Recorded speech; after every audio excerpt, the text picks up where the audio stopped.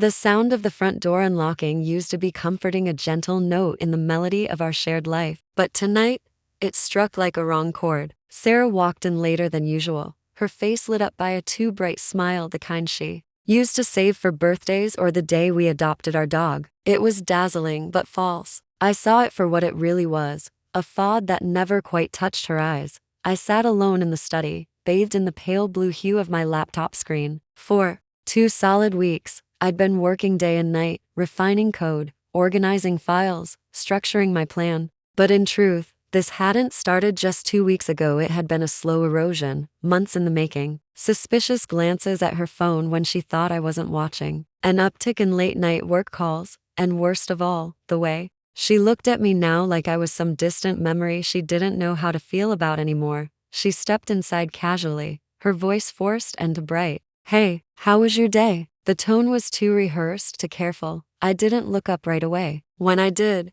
I kept my expression blank, measured. "It was quiet," I replied. "Yours?"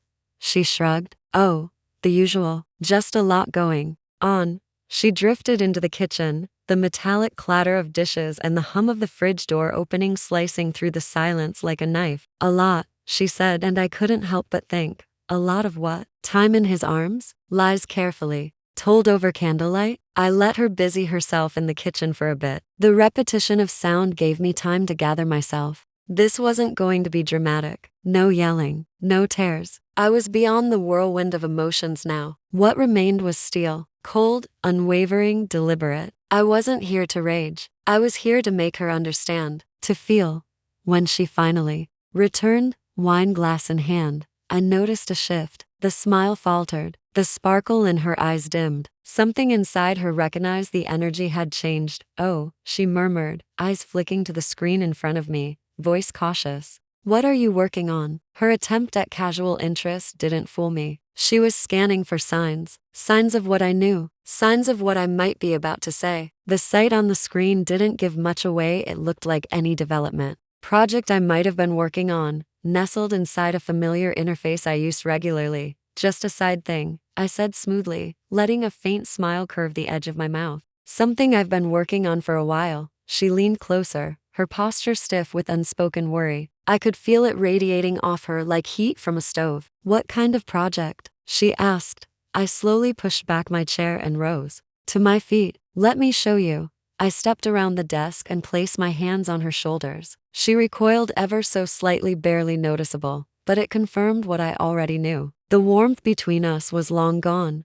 "Sit," I said, gently, guiding her into my seat. Her expression had shifted from guarded cheerfulness to subtle dread. From my pocket, I retrieved a modest-looking USB stick. It didn't look like much, but it held everything. Weeks of careful collection, evidence, timelines, dates, screenshots. The truth, stripped bare and unflinching. I plugged it in. The laptop screen blinked once, then transitioned into a new page. The site loaded. I had uploaded the photos at the very top of the page, grainy, distant shots, but unmistakably her. Taken the night before. They showed her at a bar she'd claimed was hosting a work event, but there she was, laughing, touching, kissing another man. Still, those weren't the most damning part. The real blow came from what lay beneath them, a fully interactive timeline, the product of weeks, even months, of quiet, careful work. Each phone call, every text, every supposed work meeting or late-night errand, all cataloged, time-stamped,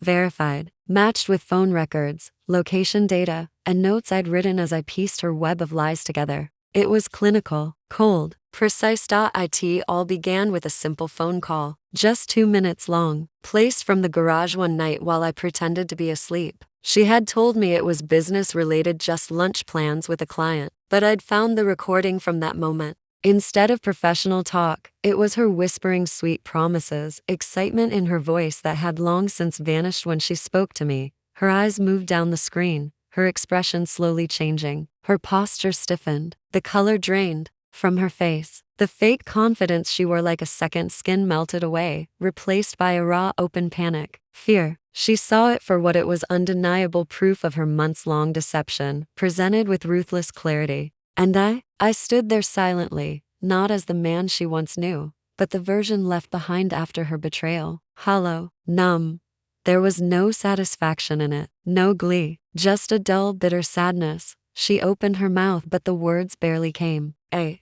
weak, trembling question. How? Her voice was a breath, not a sound. I gestured at the screen. It's all right there. Every lie, every betrayal, every moment you thought you were being clever, hidden. Now it's out, all of it.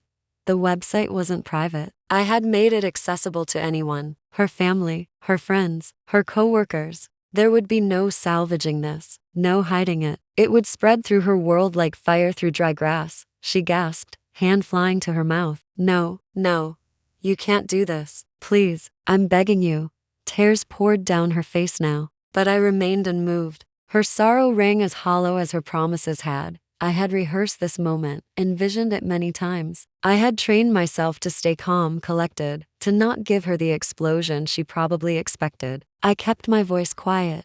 You brought this on yourself. You made your decisions, and now you face what comes from them. She lunged for the laptop, desperate, trying to erase it all, trying to make the truth vanish with a keystroke. I stepped away, not stopping her, just watching her come apart. I'm sorry. I'm so sorry, she sobbed. I didn't mean to hurt you. It was just a mistake. A mistake. That's what she called it. This careful, deliberate betrayal, she reduced it to a slip-up, an accident. I stepped closer, locked eyes with her. Mistakes are something you do once, Sarah. This? You did it over and over again. You chose it, every time. This wasn't a mistake. It was a decision, one you made again and again. I let the words hang in the air before delivering the final blow, and now, you live with the fallout. I turned away, leaving her standing there, a crumpled version of the woman I once loved. She was left alone in front of that glowing screen, her confessional, her judgment, her ruin.